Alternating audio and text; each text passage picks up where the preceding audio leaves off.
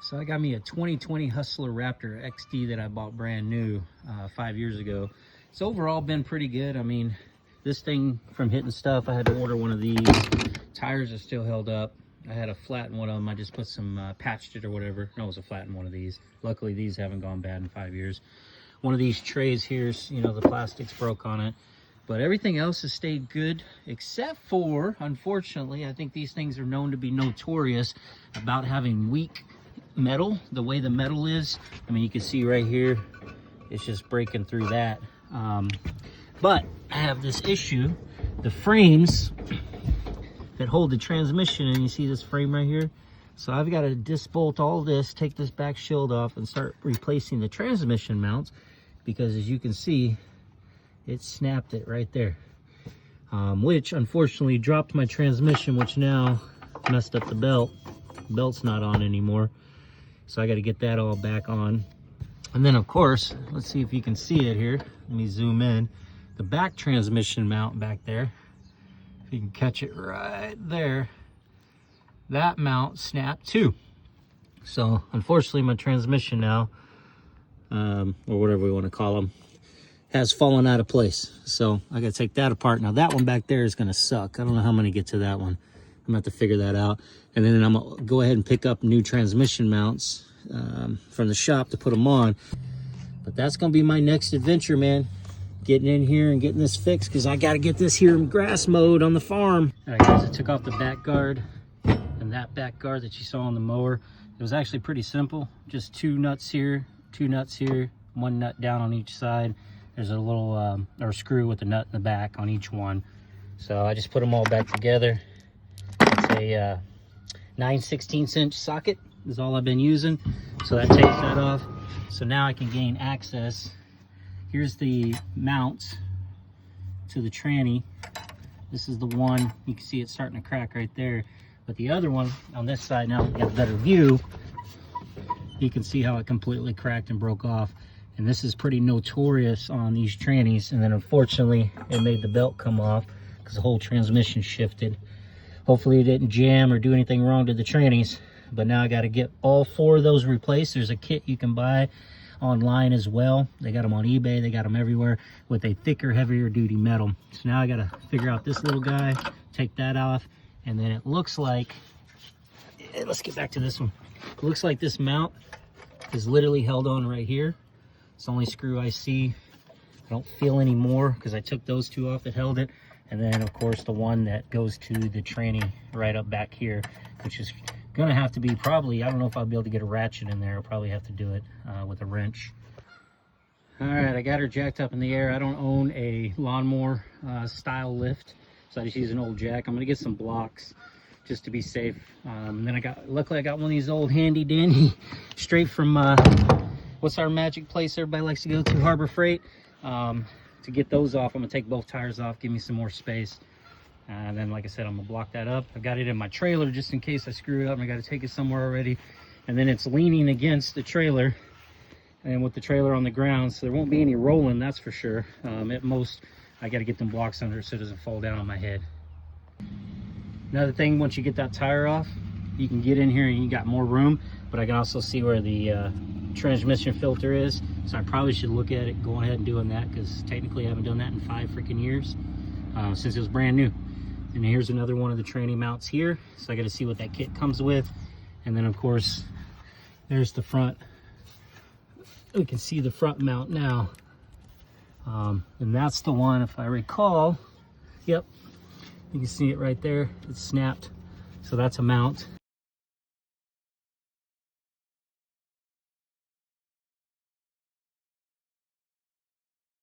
I don't know about you guys, but it's always the dang 10mm, which I couldn't find. Luckily, I went and scavenged through my drawers and I found my 10. So you'll need a 10 to take off the transmission plastic cover. Again, right there, and the screw back there are the transmission filter. 10mm.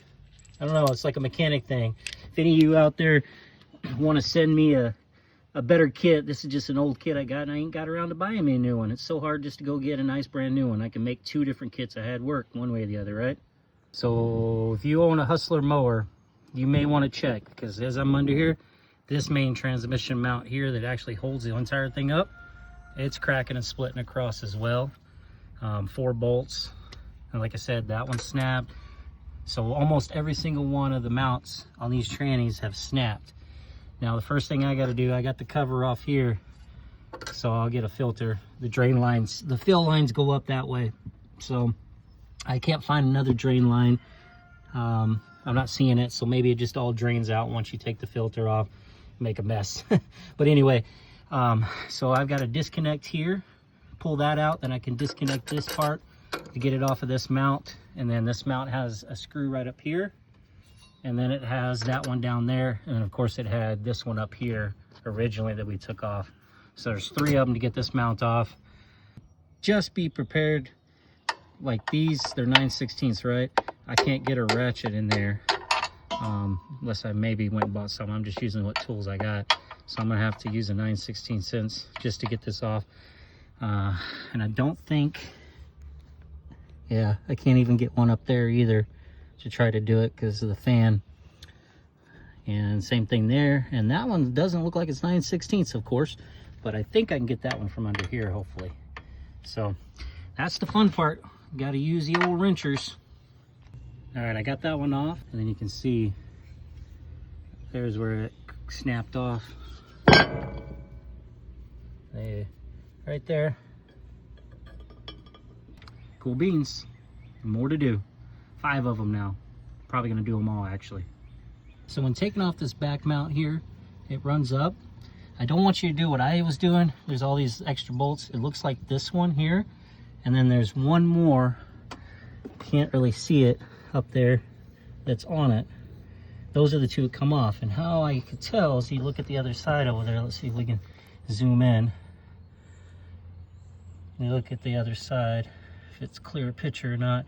You can kind of see up there what holds just the bracket on for the transmission versus what's holding the whole frame. So it looks like there's 2 we got to get to. These are going to be the hardest ones. Just a side note, to get to this one, this nut back here, it's up under here, with the wrench, you need like a longer one or a small piece of steel breaker bar just to get some torque on it, because these things are painted. So you can see it right there. If I zoom in, they're painted pretty darn good shut.